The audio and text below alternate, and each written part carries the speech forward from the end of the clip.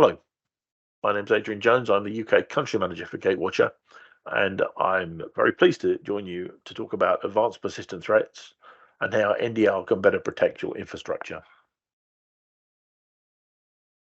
Gatewatcher is a French headquartered company, started back in 2015 off of the back of a hack event that happened at one of the national banks in 2014. We have a very much an engineering led company, and we've won multiple awards for our technology. We focus on NDR, but we also supply a CTI product, and we also have the ability to do sandboxing. You'll see some of that later on. In terms of where we stand in the marketplace and size of the organization, here are a few sample customers. We don't tend to, these are ones we can talk about, but again, gives you a feel for the sort of size and scale, whether that be a government institution or military, banking, critical national infrastructure, power companies, telecoms. It's across the whole board. And we go from customers that we've realized from 10, 15 customers, 15 people up to tens of thousands of IPs, in fact, millions, the largest 600 gigabits a second of traffic.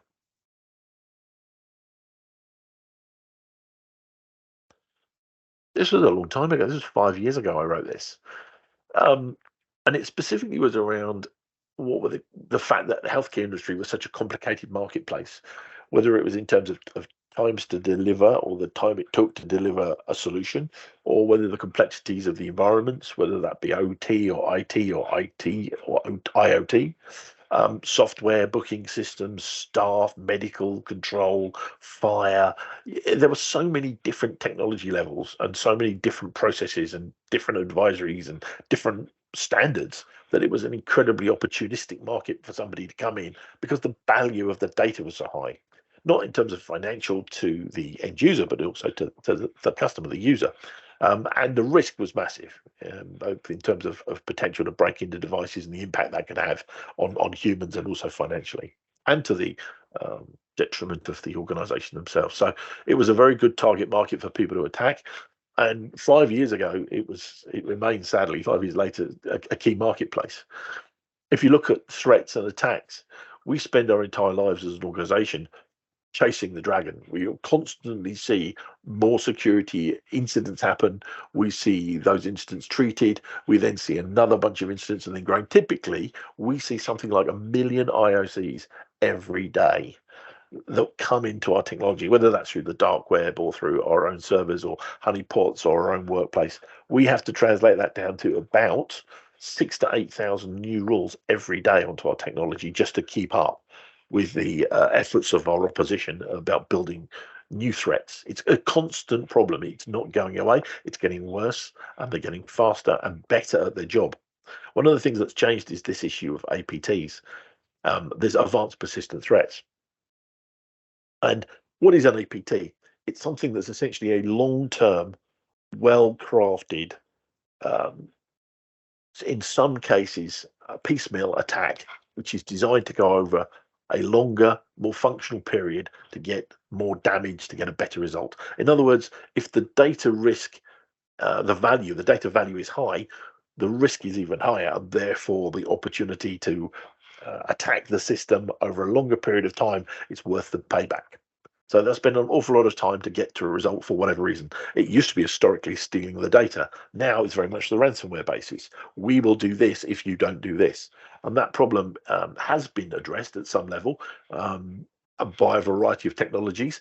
And what I thought I would do was go back and look at the industry to see how much had been updated in the 5 years since I last looked at the threat profile, should we say, on a daily basis. And quite a lot has changed, some for the good, some maybe more fragmented. What I saw was a very much a verticalized approach. There are particular technologies which you can apply to particular network issues or particular data issues or particular structural issues, like here's a solution for looking at OT, here's a solution for looking at particular security on Wi-Fi or particular security on video streaming or door access or kiosk booths, a whole bunch of different individualistic technologies. The problem is that these guys know what they're doing with them, and they're looking to jump between technologies and also between protocols and get things in a different way. If they can break that up, it makes it harder to detect. So if you can get a total picture of all the information, all the traffic essentially at the lowest common denominator.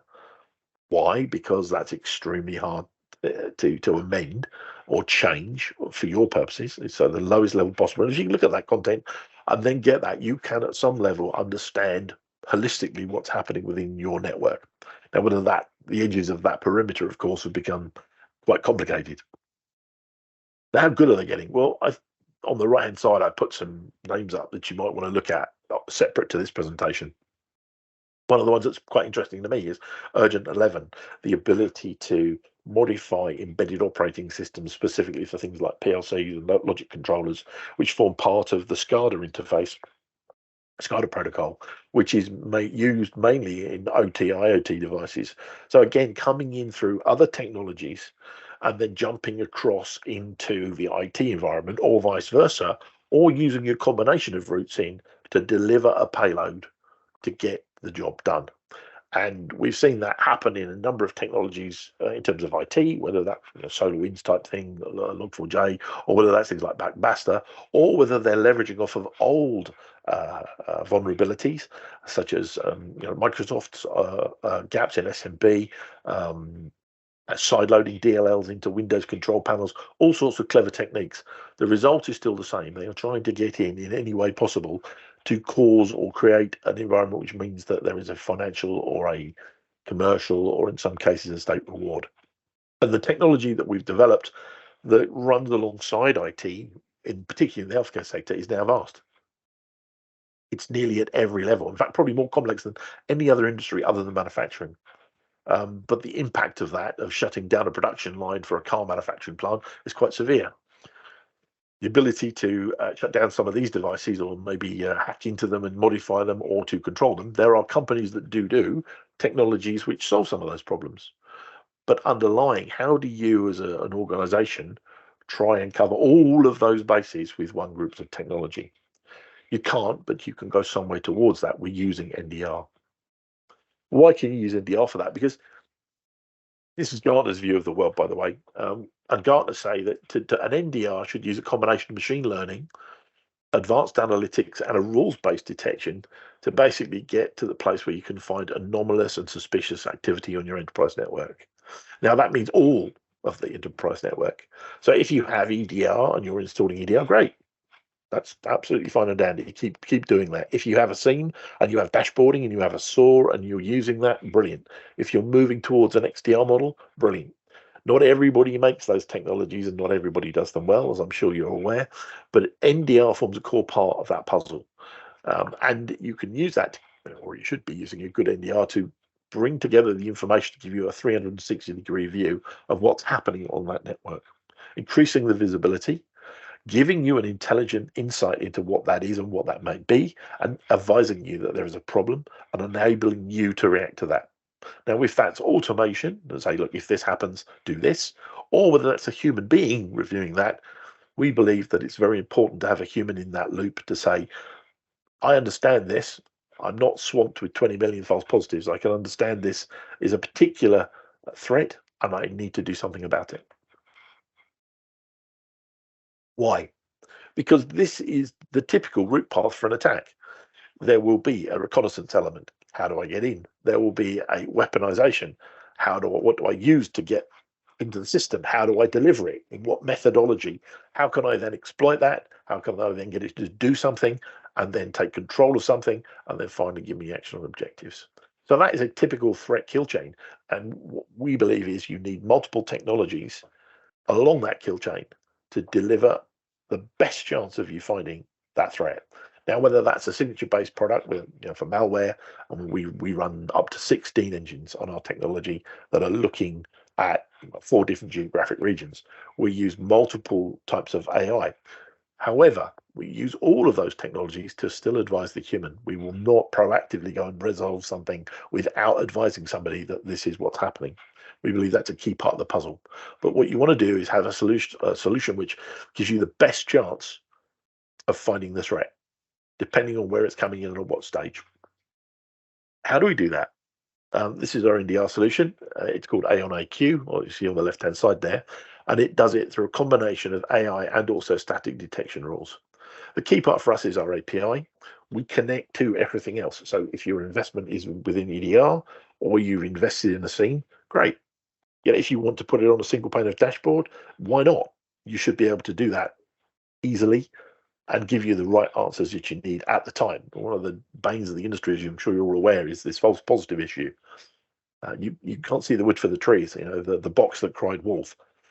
One of the issues is it really a threat? What priority is it, and how do I deal with it? And we use our CTI feed to establish the rule set. So we take about 1 million IOCs a day. We condense that down to about 6,000 to 8,000 a day, on top of about 100,000 rules that we have within the system. And you can create your own rules. That gives you the best chance of finding signature-based type attacks. However, when you start moving into things like C2, active CTI, DJA, beacon detection, shell code modification, some of the very clever techniques that can be used, we use AI engines to do that. And then we use an augmented analyst above that, which is our own IP, to then bring all that information together to have an understanding of what the threat really is. Why do we need to do that?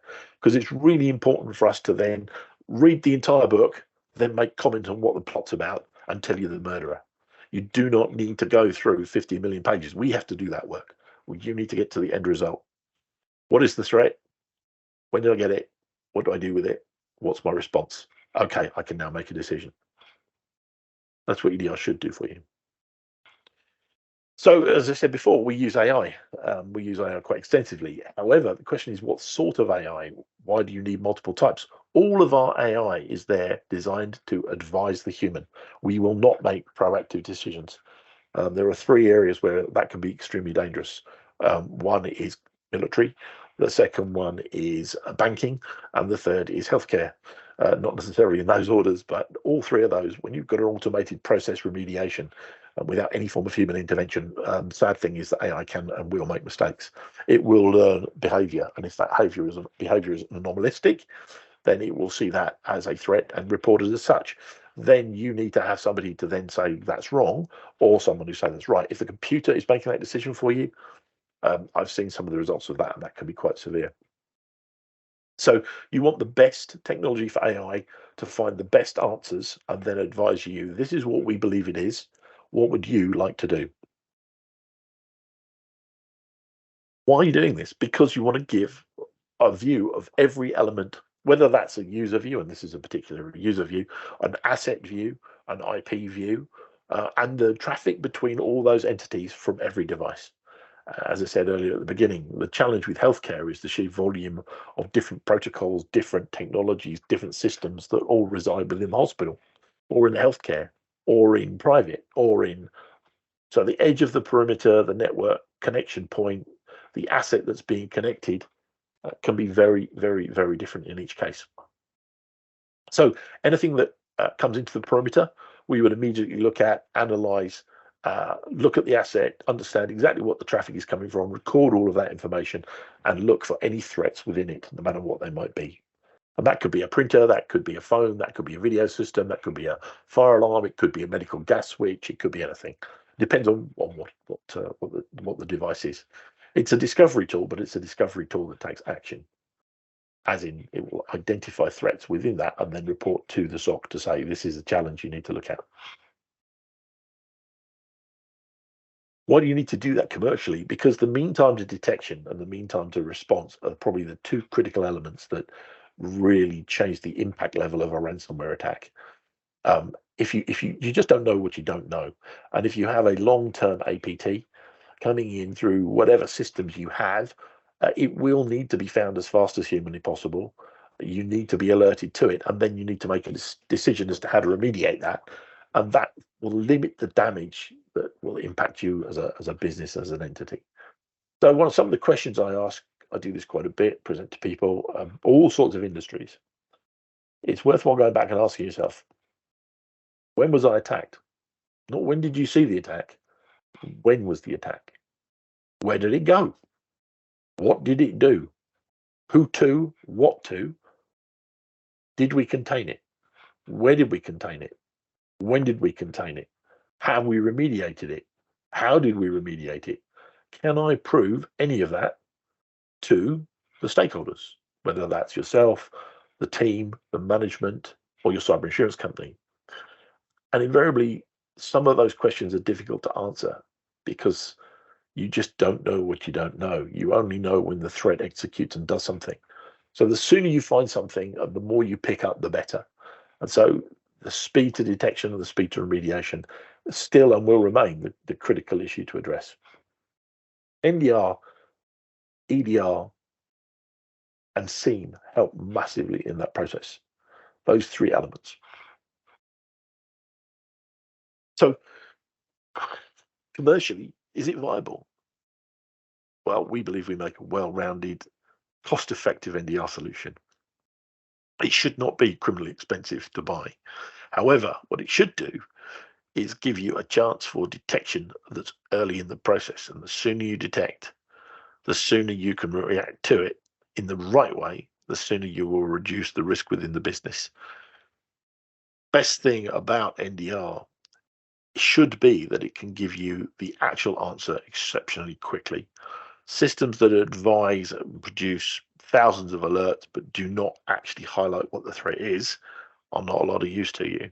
EDR is great, but you can switch it off. It's agent based. It sits at the front. That's not going to help you when it's a medical issue, whether it's a bed or an insulin pump or somebody trying to get into a filing system or a big kiosk system, which runs a completely different set of technologies for its updates. However, it's not beyond the wit of man to payload into those technologies and then jump across platforms. So healthcare is one of the biggest issues for that at the moment. So I hope this has been helpful. We have a variety of customers, and I quite like this quote that came in from somebody who we were dealing with that said, as soon as we put the NDR in, we detected our first abnormal behavior on the network. The impact was instantaneous. That's what it should be.